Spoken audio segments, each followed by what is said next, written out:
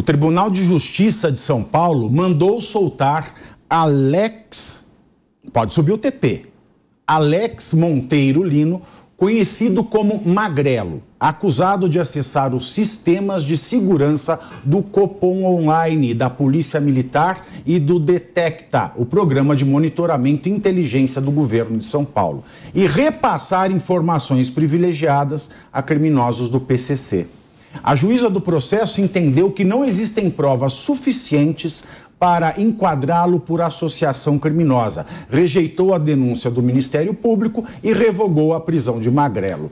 A decisão diz o seguinte, abro aspas, no presente caso, nota-se que a denúncia não dedicou sequer um parágrafo para descrever qual seria a estrutura da organização criminosa, fecho aspas. Vale destacar que o acusado chegou a detalhar o plano em depoimento à policial. E agora, quem poderá nos defender, Bissoli? Olha, eu vou começar esse assunto pelo lado mais crítico dele, que talvez seja o menos óbvio. Primeiro, que é inadmissível que alguém dessa periculosidade, dessa grau de exposição de informações que essa pessoa teve, o acesso que ela teve com possível corrupção até de agentes públicos, possa ser tratado como isso. Agora, uma coisa também é verdade, eu deixo uma crítica aqui. Não é porque existem indícios graves, porque existem depoimentos falando isso, que se o Ministério Público não fizer o seu papel de forma correta, as coisas também tenham que acontecer por acaso. Infelizmente, a gente vê muito como advogado o Ministério Público fazendo um péssimo serviço. Não descreve individualmente, não descreve individualmente as condutas. Vamos lá, caso de Brasília. Não descreve individualmente as condutas, o que é algo constitucionalmente previsto, o direito de defesa daquilo que você individualmente cometeu.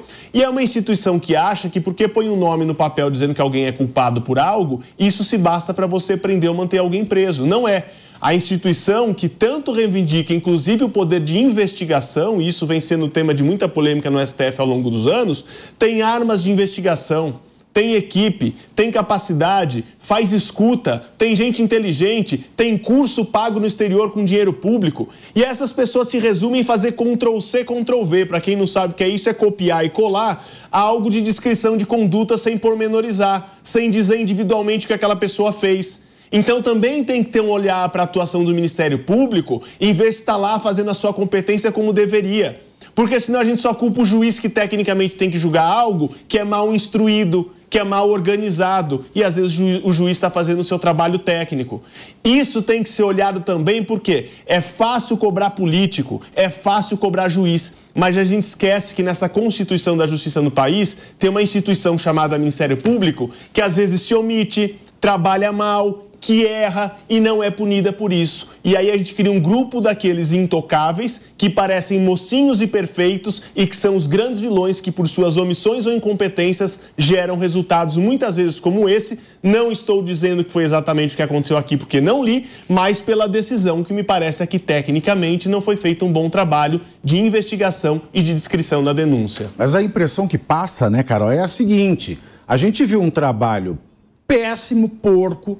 Aliás, um trabalho criminoso, porque se aquilo não for abuso de autoridade, eu não sei mais o que é, lá do 8 de janeiro.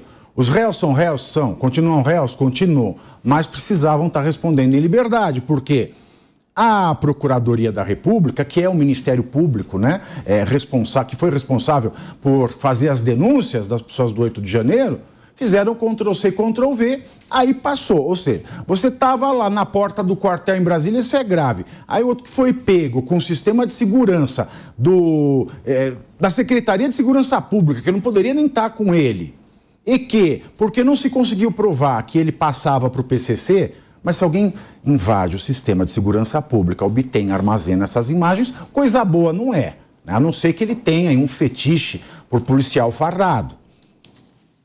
Aí ele está solto. A que ponto nós chegamos nesse país, Carol? A que ponto a população acha que chegou?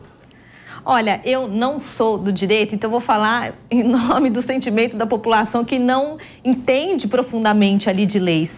É incrível a sensação que a gente tem como o entendimento e a aplicação das leis aqui no Brasil passam a ser processos extremamente sensíveis.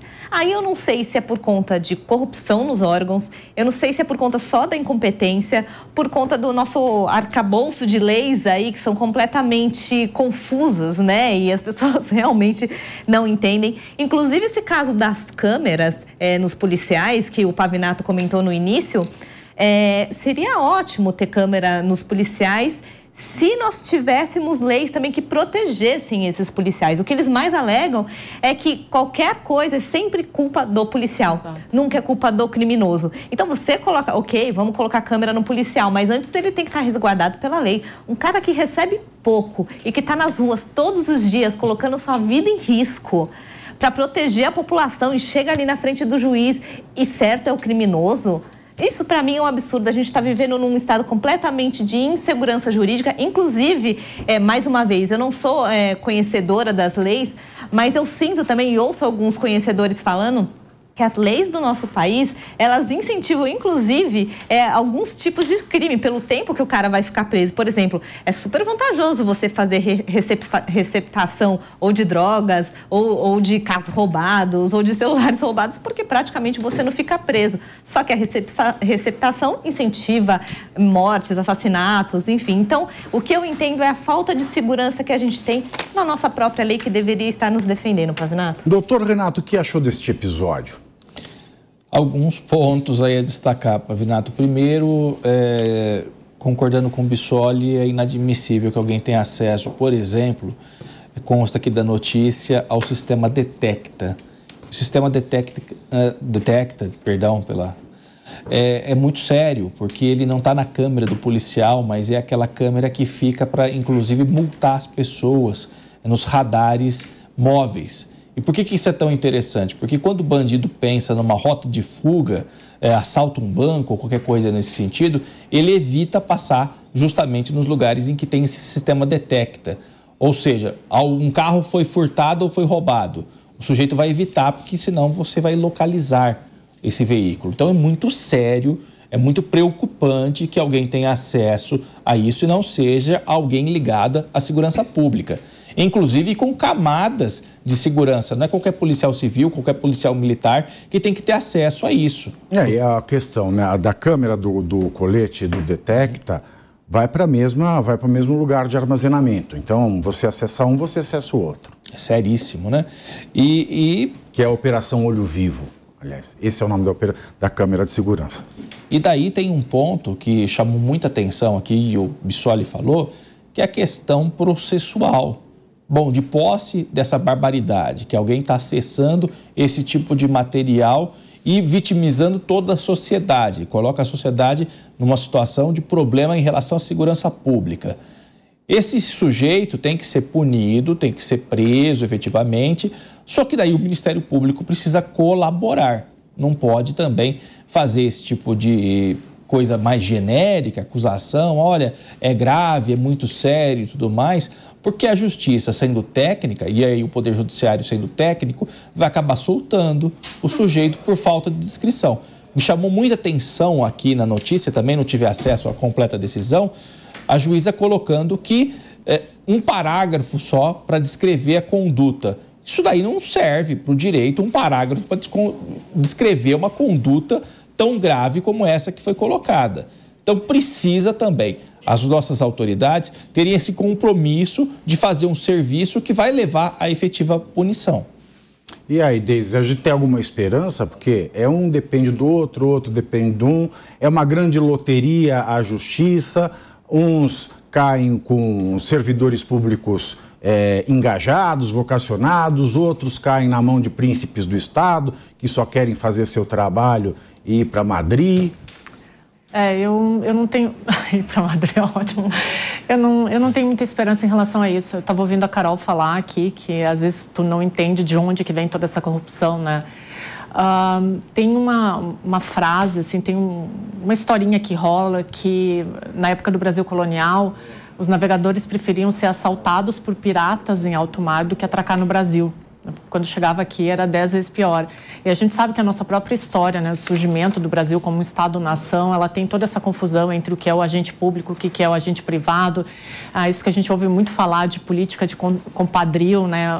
O caso dos policiais é isso que o Pavinato falou. Se colocar a câmera neles, é óbvio que de um certo aspecto as pessoas podem defender que vai defender a vida do policial, mas o policial é sempre o culpado por tudo. A gente vê o que está acontecendo agora com a Polícia Federal, né? Está sendo culpada pelo presidente da República por fazer o trabalho dela. Então, eu acredito que fazer uma revisão de todo o sistema seria o sonho ideal, seria uma utopia, mas a gente sabe que isso não existe. Acho que o problema do Brasil ele é muito maior, eu já defendi isso outras vezes aqui. Direito, aplicação da lei. A gente já avançaria muito se o direito valesse para todos. Se o direito valesse para todos, inclusive para juízes, promotores, ricos, pobres, autoridades, pessoas comuns, analfabetos intelectuais, a gente avançaria muito. Se a gente tivesse a cultura de que a lei é para todos, talvez a gente nem precisasse de tanta reforma.